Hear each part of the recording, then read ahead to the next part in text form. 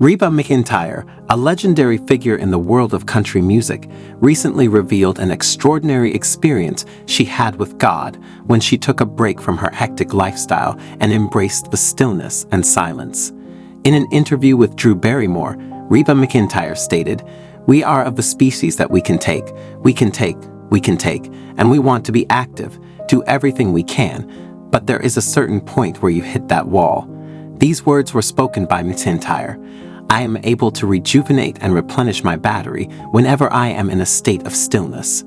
In this particular location, McEntire was able to hear the Lord speaking to her and receive direction on how to compose a song that would ultimately be directed toward him.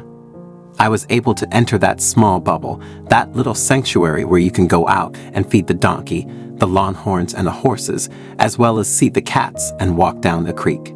That simply rekindles my spirituality and helps me feel more connected to the natural world," McEntire added. Following that, she continued, "You hear the birds, and then you appreciate, and then you get to see the beauty and wonderment of God. But the best part is that you get to hear what God is trying to tell you." One time while I was out walking, I was having a conversation with the Lord, and I asked him, "What do you want me to do?" This was the most incredible thing that ever happened to me. "You should pray for peace," he urged. My ears just picked up on it as if it were loud. I responded with an okie dokie, and then I prayed for peace for the following week. Next, I asked, "What is it that you would like me to do, Lord?" And he instructed me to sing it. And I responded by saying, "Well, pray for peace. That's only 3 words, and I don't know how I'm going to have the ability to do that."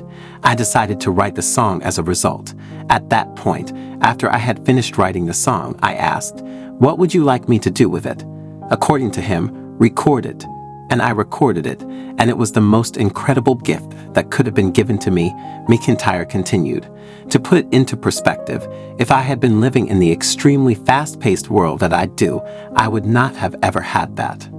Despite the fact that the majority of us do not have access to a ranch where we can go to unwind, the story of Reba McEntire serves as a wonderful reminder of the labor that the Lord is capable of performing when we allow him the opportunity to communicate with us.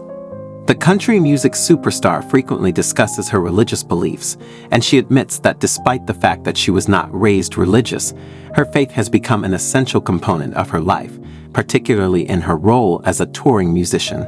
"It's been big, deep conversations with him in the back of a tour bus when I'm bawling my eyes out so homesick," McEntire added. "It's been big conversations with him.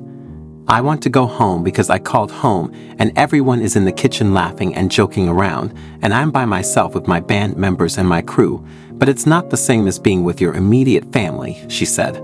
"I want to go home because I'm alone with your band members and my crew.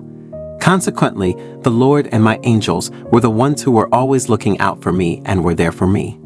In addition to this, she is getting ready for the premiere of her brand new sitcom, Happy's Place, which will air on NBC on October 18th.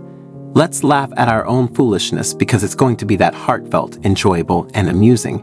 However, in addition to that, you will be moved emotionally by the show that we put on, McEntire remarked.